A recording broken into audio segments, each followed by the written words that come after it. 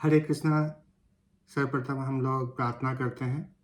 ओम अज्ञान तिमिराधस्य ज्ञानाञ्जय शलाकया चक्षुरुन्मीलितं येन तस्मै श्रीगुरवे नमः।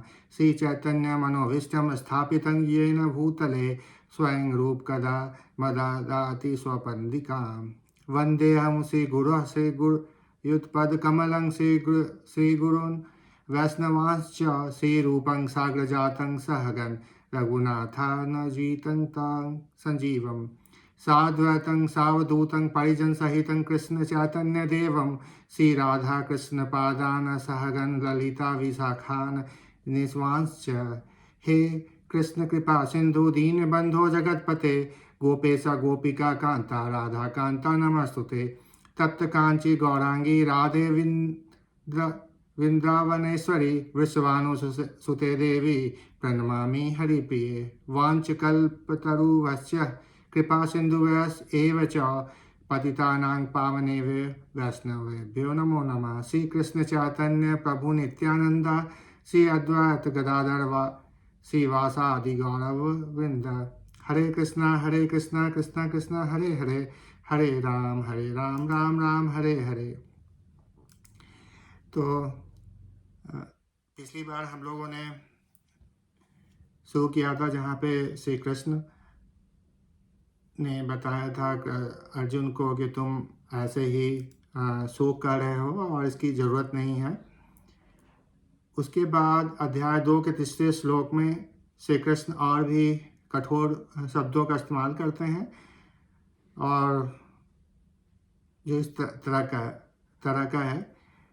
कैवल्यम समागम पार्थ नत्व युपदते क्षुद्रं हृदय दौर्बल्यम तव्यक्त वो तिष्ठन परंतप। तो वो कहते हैं कि हे पृथापुत्र, इस हीन नपुंसकता को मत प्राप्त हो, यह तुम्हें शोभा नहीं देती। हे शत्रुओं के दमन करता, हृदय की क्षुद्र दुर्बलता को त्याग कर युद्ध के लिए खड़े हो। तो श्री कृष्ण बोलते हैं कि अभी इस समय में जब दोनों सेनाएं आमने सामने हैं और तुम इस तरह का जो लो कॉन्फिडेंस या जो अपने आप को हीन समझना या अपने आप को दुखी बना लेना, तो इस तरह का उचित नहीं है। तुम इस मानसिक अवस्था में मत जाओ।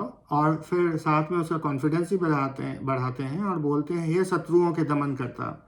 मतलब कि श्री कृष्ण के अंदर पावर है जो कि वह कोई भी काम को अगर लिया जाए तो उसको वो एक विजयी में परिणत कर सकते हैं। लेकिन श्री कृष्ण के इस बात करने के बावजूद भी ऐसे अर्जुन बोलते हैं कि नहीं, मैं कैसे अपने पितामह श्री भीष्म हैं और जो मेरे गुरुदेव हैं श्री द्रोण, उन पे मैं कैसे वाहन चला सकता हूँ।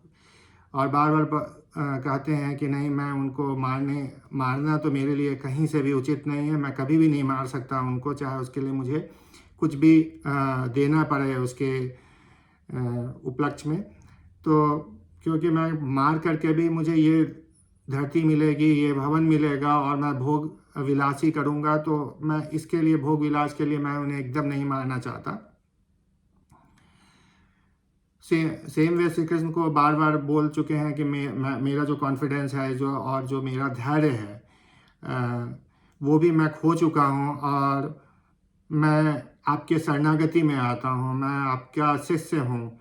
तो अर्जुन यहाँ पे स्वीकार करते हैं कि श्री कृष्ण एक हायर लेवल पे हैं और उनकी जो शक्ति को समझते हैं और जानते हैं कि उनकी जो ज्ञान है वो उनसे ऊपर है। तो उनको अपना पहली बार वो बोलते हैं कि मैं आपका शिष्य हूँ और मैं आपका शरणागत हूँ।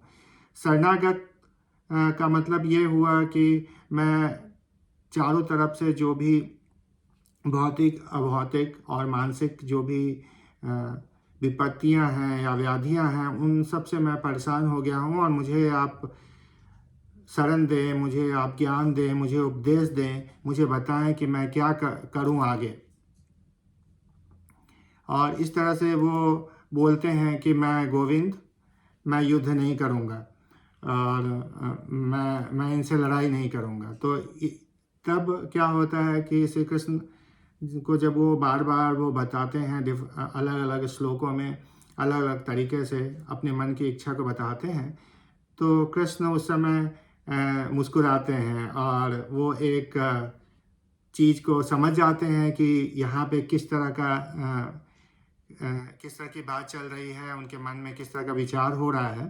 तो श्री कृष्ण दूसरे अध्याय के 11वें श्लोक में कहते हैं, श्री भगवान उवाच अशोच्यान अन्वशोच त्वं प्रज्ञावादान च भासते गत असन गत असून च न अनुशोचन्ति पंडिता।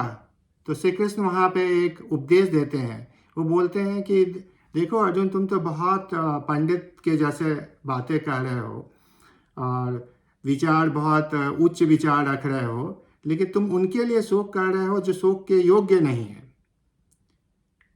तो ये एक उनको एक तर्क देते हैं और दूसरा एक ज्ञान देते हैं जो कि हम लोग सभी लोग के लिए हैं कि जो विद्वान होते हैं वो ना तो जीवित के लिए और ना तो मृत के लिए शोक करते हैं। तो श्री कृष्ण ऐसा बोलते हैं, जीवित के लिए अगर हम शोक करते हैं तो वो टेम्पररी है, वो आज है फिर कल नहीं रहने वाला है, और जो है नहीं तो उसके लिए तो शोक करने का कोई उपाय ही नहीं है, और जो शोक किया जाता है उसके लिए की कोई ज़रूरत ही नहीं है।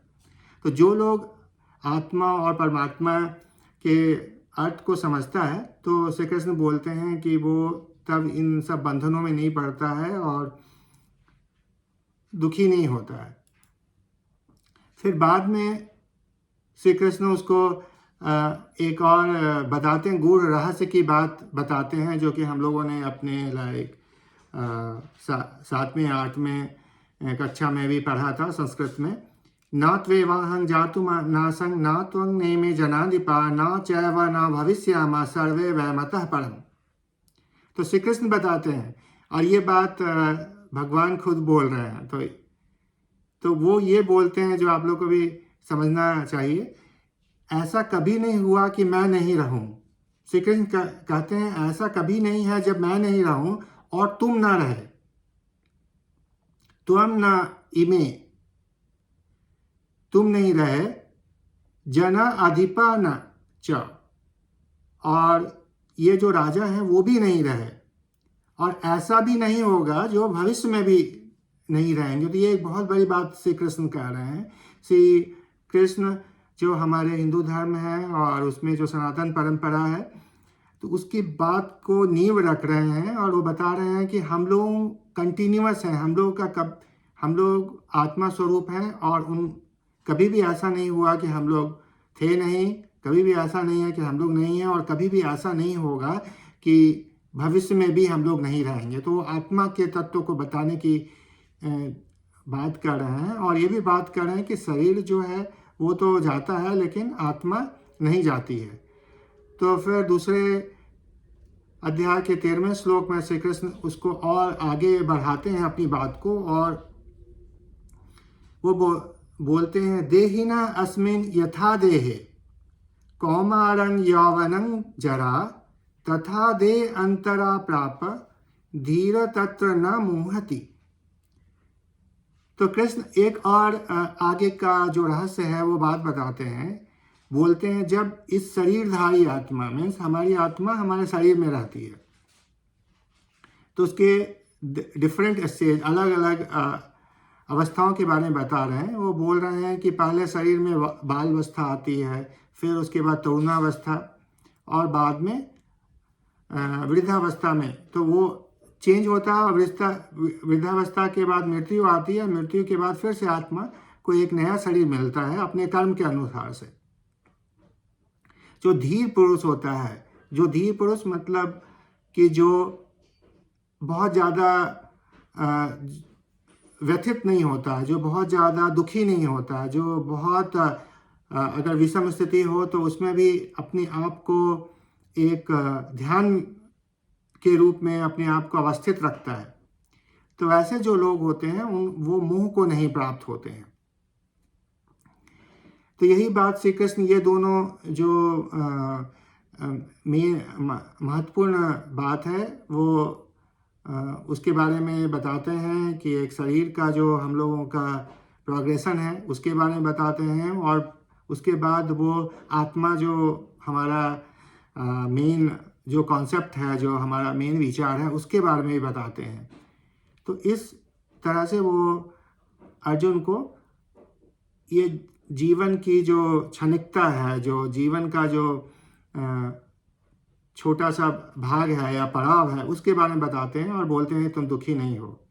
तो इतनी बातों से, इसी बातों से मैं अपनी वाणी को विराम देता हूँ विद द प्रेयर हरे कृष्णा कृष्णा कृष्णा हरे हरे, हरे राम राम राम हरे हरे। धन्यवाद।